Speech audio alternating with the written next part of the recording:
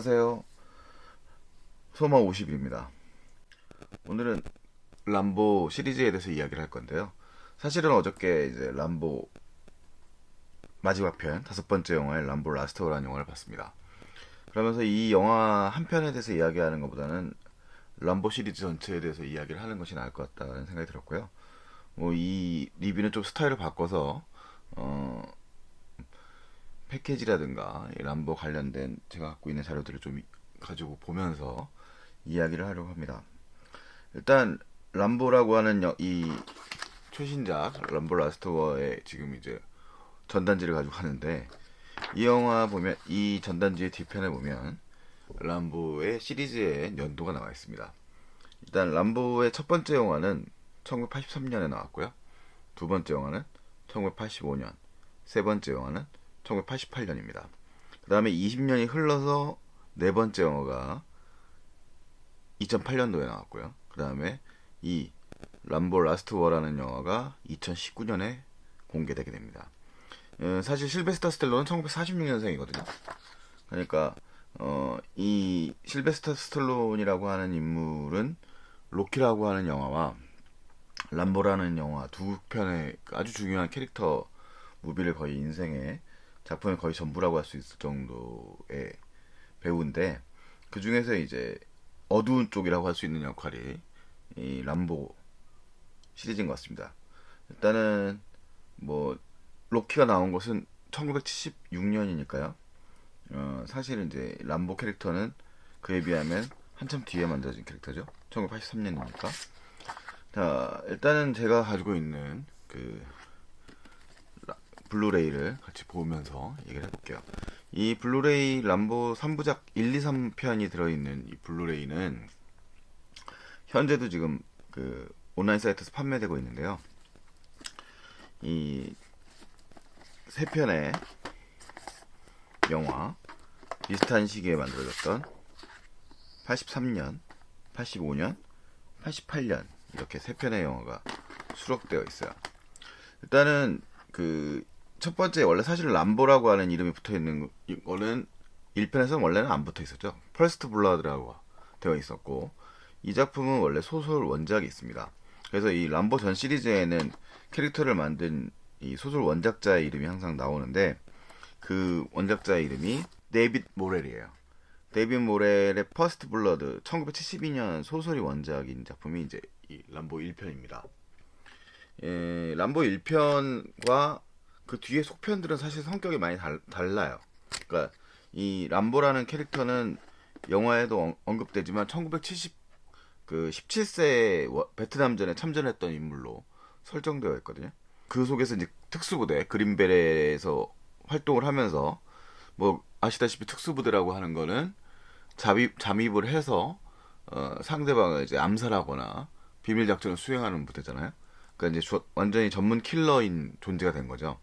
그래서 1편의 이 주인공인 존 람보는 고향인 아리조나에 돌아와서, 로키 산맥, 아니 아리조나가 아니군요. 그 로키 산맥의 어느 시골 마을에 도착을 해가지고 살아가고 있는데, 이 보안관이 이 존 람보를 불황자로 이해를 하는 거죠. 그러니까 외부인이니까. 근데 그에 대해서 이제 경찰이 이제 일종의 린치를 가하고, 존 람보는 아직 트라우마를 크게 못 벗어난 인물이거든요. 그래서 그 트라우마를 벗어나지 못한 인물이기 때문에 이 자기가 배워왔던 스타일대로 이 로키 산맥 안에서 일종의 게릴라전을 펼치는 이야기입니다. 그래서 상당히 뭐 전쟁 후의 트라우마라든가, 그 다음에 베트남전 참전 용사 등의 이제 관리가 안 되는 뭐 사회고발적인 측면도 가지고 있는 영화고요. 그래서 사실은 이 영화는 꽤 진지한 영화입니다. 그래서 원래 원작 소설에서는 이 존 람보가 죽는다고 해요. 그 사망으로 끝난다고 합니다. 근데 이 영화에서는 감옥에 가는 걸로 끝이 나거든요. 그래서 이제 사실은 그 결정은 암울했던, 이 너무 원작이 너무 암울한 결말이기 때문에 그것을 갖다가 이제 좀 그나마 좀 나은 버전으로 바꾼 것인데, 그 설정 때문에 이제 속편들이 쭉 나오게 된 거죠. 2편, 3편, 그 다음에 4편, 그 다음에 이번에 5편까지 등장을 하게 됩니다. 자, 이 사실은 이제 이 베트남전을 소재로 하고 있는 영화들은 그 80년대 초반에 그 디어 헌트라든가 굉장히 뭐 말랑말랑하고 어두운 내용들, 전쟁의 상처를 담고 있는 그런 영화들이 많았었거든요. 근데 이 70년대 말엽에 불황이 계속 지속되고 80년대 초반에 이제 로널드 레이건이 미국의 대통령이 되죠. 아시다시피 로널드 레이건과 그 다음에 마가렛 대처, 영국의 마가렛 대처는 신자유주의를 대표하는 지도자들입니다.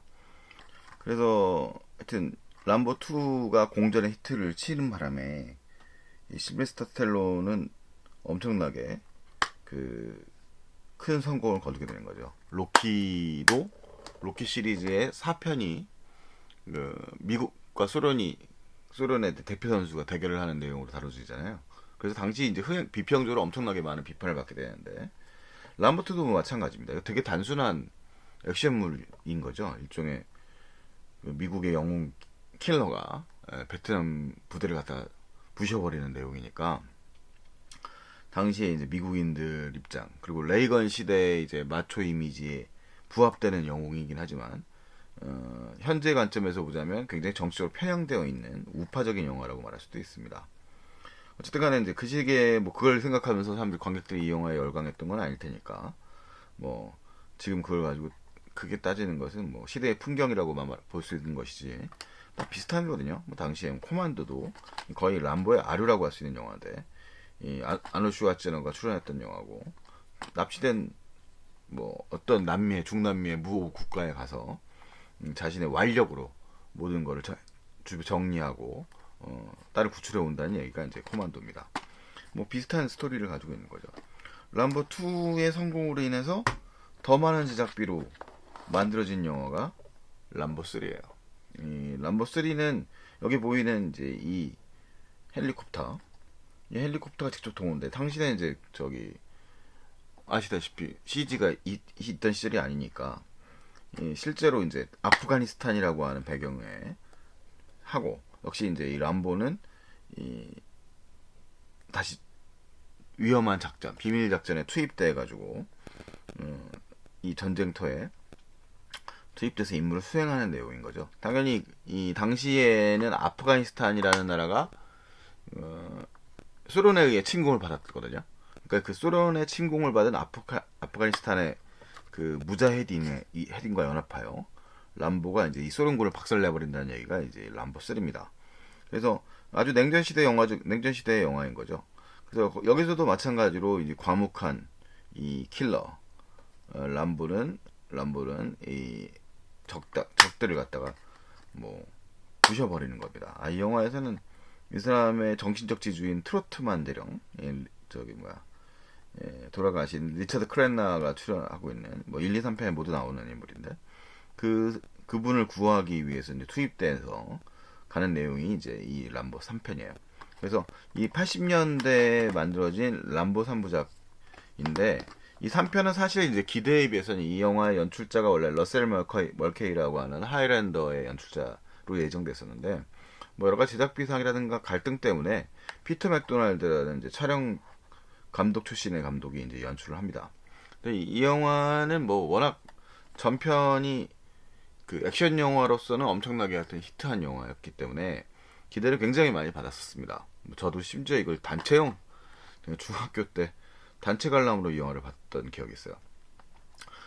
그런데 뭐 영화의 제작비가 많이 들어갔지만 뭐 전형적인 뭐 흑백 논리의 냉전 시대의 영화 액션 영화고 영화적 재미는 뭐 2편에 비해서 액션 영화로서의 재미도 떨어졌던 거죠. 그러다 보니까 이제 이 람보 3편은 결국 이제 람보 시리즈를 끝내는 걸로 예상이 됐던 영화입니다. 그러니까 끝내는 걸로 판단이 됐던 영화예요. 하지만 이제 실베스터 스텔론이 가장 대표 캐릭터가 이제 바로 람보와 로키인데 람보 시리즈의 이 성공을 이제 잊지 못했던 거죠. 그래서 이 자기 스스로가 메가폰을 잡고 연출한 영화가 이제 바로 람보 라스트 블러드입니다. 2008년도 되면 이제 사실은 이제 이 80년대 이 슈퍼스타였던 람보를 기억하는 사람들은 이제 주로 나이 든 관객들밖에 없는 거고, 스텔론 자체가 이제 스타성이 이제 떨어지던 시절이죠. 2008년도면. 그래서 이 스텔론의 그 그런 이 람보 캐릭터가 과연 뭐 얼마나 인기를 끌겠느냐라는 반응이었는데, 실제로는 이제 그 영화 국내에서의 흥행과는 별도로 영화적으로는 꽤 많은 좋은 평가를 받았어요. 일단은 이 스텔론은 이제 CG 시대가 들어오면서부터 상당히 좀 잔혹한 폭력 수위를 이 영화 속에서 보여줍니다. 그리고 기본적으로 이 당시에 이제 시대적 트렌드의 당시 버마의 민주화, 또 이제 버마 군사 정부가 계속 집권했던 시절이고, 지금도 버마는 여전히 뭐 군사 정부의 군부 독재 영역에 있다고 봐야 되지만, 당시에 굉장히 심각한 상황이었었으니까요. 그 상황을 잘 이용을 했습니다. 그래서 태국에서 이제 땅권으로 일하는 람보가 우연히 이제 그 카렌족 기독교 마을을 자원봉사하려는 사람들을 구하게 된다는 얘기인데, 영화가 되게 참혹하게 학살을 벌이는 악당들을 이 람보가 역시 척살을 하는 내용들, 아주 잔혹하게. 역시 이제 뭐 이 영화에서 잔혹함이라고 하는 건 주로 무기의 표현. 그러니까 예를 들어 스나이퍼들이 총을 쏘면 이제 머리가 날라와 버린다든가, 몸이 신체가 이제 그 강력한 총탄, 뭐 기관총에 맞으면 이제 분해가 된다거나, 그런 장면들이 이제 드러나는 거야. 그러니까 뭐 그건 이미 뭐 우리가 라이언 일병구하기에서 스티븐 스필버그가 그런 현실감을 높여놓은 걸 갖다가 이 액션 영화에서 구현을 해버린 거죠. 근데 그렇기 때문에 이제 우리는 근데 그 장면들이 전반부에서 이 버마군에 의해서 카렌족들이 살해당하는 장면으로 이미 보여줬거든요. 잔혹하게. 근데 그것을 역시 되갚아 준다고 볼 수 있습니다. 그래서 영화적 쾌감이 있는 거예요. 그러니까 악당들은 정말로 악당인 거죠.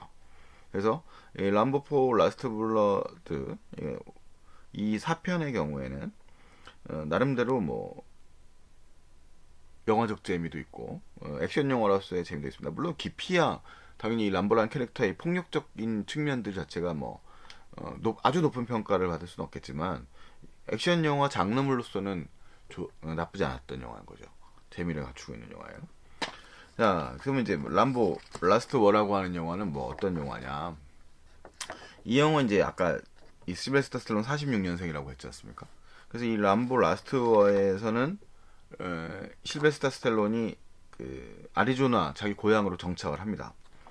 근데 거기서 이제 멕시코에서 탈출했던 걸로 보이는 그 어떤 할머니와 그 어린 소녀를 갖다가 이제 돌봐줬던 거죠. 근데 이 버림받은 소녀가 멕시코로 돌아가요. 근데 그 돌아가서 아버지를 보겠다고 했는데 이제 람보가 말리죠. 그럼 뭐 쓰레기고, 할머니도 말립니다. 그 쓰레기고. 그래서 말리는데 갑니다. 뭐 가면 어떤 일이 있겠습니까? 이 거친 동네에서 소녀에게 안 좋은 일이 일어나는 거죠. 유일하게 이 영화에 사랑하는 존재가 이제 그 소녀이기 때문에 람보는 그 소녀를 구하러 갑니다. 뭐 하여튼 영화는 어쨌든 이 후반부에 람보가 이 인신매매단, 멕시코의 인신매매단은 들과 대결을 벌이는 내용으로 마무리가 돼요. 근데 이 좀 람보의 1, 2, 3, 4편에 나왔던 전투적인 느낌, 부비 트랩을 잘 활용하고 게릴라전에 능한 인물이니까 이 영화에서도 게릴라전을 이용을 하는데, 그런 좀 밀림이라든가 좀 액션적인 동적인 느낌이 좀 이 영화에서 굉장히 라스트 워에서는 약합니다. 그리고 그 영화적 감정을 쌓아가는 부분에 있어서도 그렇게 공을 들였다는 느낌이 별로 솔직히 들지 않았어요. 그래서 이 람보의 마지막 말년, 나이가 이제 이미 많이 들어신, 뭐 실제 영화상으로도 실제로도 나이가 많이 든 람보가 일종의 부비 트랩을 설정해 놓은 장소에 악당들을 끌고 들어오는 거죠. 악당들이 들어오게. 근데 그래서 이제 마지막에 아주 뭐 폭력적으로 뭐 하드코어적인 장면, 뭐 거의 슬래셔 필름이 아닌가 싶은 정도로 악당들을 해치워버립니다. 뭐 나쁜 놈들이니까 라는 생각이 들긴 하는데, 문제는 영화적 설정상으로 이 그런 감정이 잘 안 들어요. 그러니까 이 악당들이 있는 건 알겠는데, 이 머리로는 알겠는데, 감정적, 정서적, 영화적으로는 그렇게 잔혹하게 해치우는 것이 이렇게 납득하지 않는다라는 그런 느낌을 줍니다. 그래서 좀 아쉬운 영화예요. 그러니까 그리고 영화적인 완성도라든가 그 감정을 쌓아가는 정도라든가 그런 면이 약하니까 후반부에 그런 잔혹한 악당들과의 대결 장면들도 잘 인정이 안 되는 거죠. 그래서 이 람보 라스트 원은 좋은 평가를 주긴 좀 어려운 영화인 것 같습니다. 개인적으로. 그래서 2019년도에 시리즈를 데뷔한다고 그랬는데 이 캐릭터로서는 이제 거의 이제 람보 시리즈를 더 만든다는 건 좀 어려운 것 같은데 그렇기 때문에 좀 이 영화의 완성도가 아쉽습니다. 그래서 람보라는 시리즈가 분명히 이제 걸작의 반열에 오를 만한 뭐 그런 시리즈들은 아닙니다.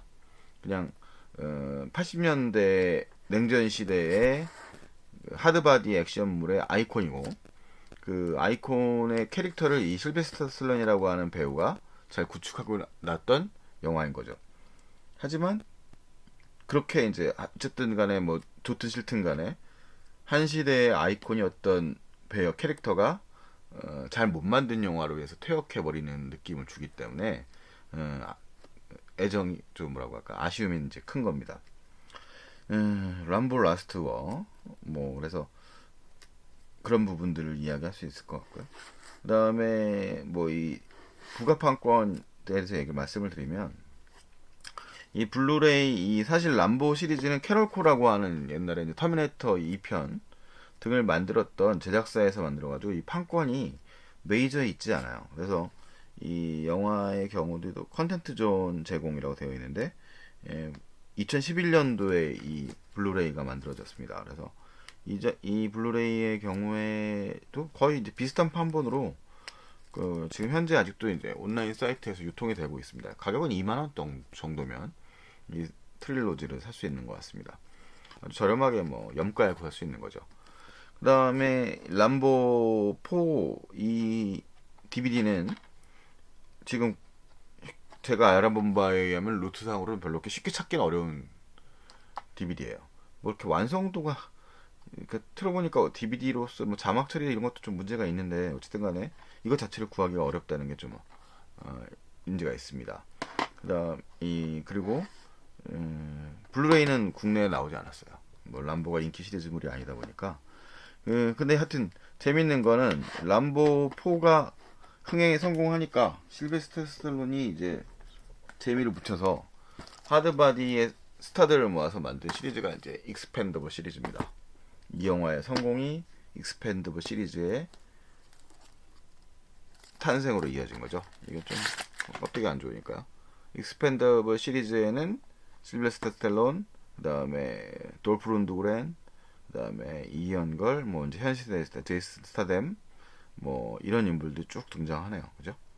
브루스 윌리스는 뭐 이제 조연급으로 언급되는 거고요. 그 다음에 2편도 만들어지고요. 익스펜더블 2. 익스펜더블 2에도 여기는 이제 아놀드 슈왈제너거가 출연하고 장클로드 반담, 그다음에 청루리스 아주 80년대 하드바디물을 상징하는 인물들이 모두 총출동을 합니다. 스타뎀은 여기서도 껴있고요. 그 다음에 익스펜더블 3 역시 아놀드 슈왈제너거 등장을 하고 이언걸 등장을 하고 멜 깁슨이 악당으로 등장하죠. 그래서 이 시리즈물들 돌프 룬드그랜도 여기 보이고요. 안토니오 반데라스, 해리슨 포드까지 등장하는 웨슬리 스나이프스의 그런 시리즈물로 이제 등장해서 올드 하드바디물 그 액션물들을 기억하는 팬들 입장에서는 그냥 가볍게 볼 수 있는 뭐 수위야 뭐 폭력 수위야 뭐 요즘 영화처럼 세지만 뭐 그렇게 이 엑스펜더블 시리즈로 좀 재미를 또 보기도 했어요. 여튼 그런 면에서 이제 람보 시리즈가 5편이나 만들어졌고 그 완성도에 있어서는 뭐 훌륭한 영화라고 할 수 없지만 하나의 캐릭터라고 하는 측면에서는 재미있는 역사를 가지고 있는 영화 이 시리즈인 것은 사실입니다. 네, 그런 면에서 이 람보 라스트 워의 마지막이라고 하는 건 조금 아쉬움을 줄 수밖에 없는 거죠. 그래서 뭐 이렇게 람보 시리즈의 5편에 대한 이야기들을 좀 이것저것 뭐 대본 없이 그냥 떠들어 봤습니다. 원래는 뭐 대본을 가지고서 영화 이야기를 하는 편인데 오늘은 뭐 아예 그냥 생각나는 대로 말한 편이라서 얼마나 도움이 될는지 모르겠습니다. 네, 이상 소마 52였습니다.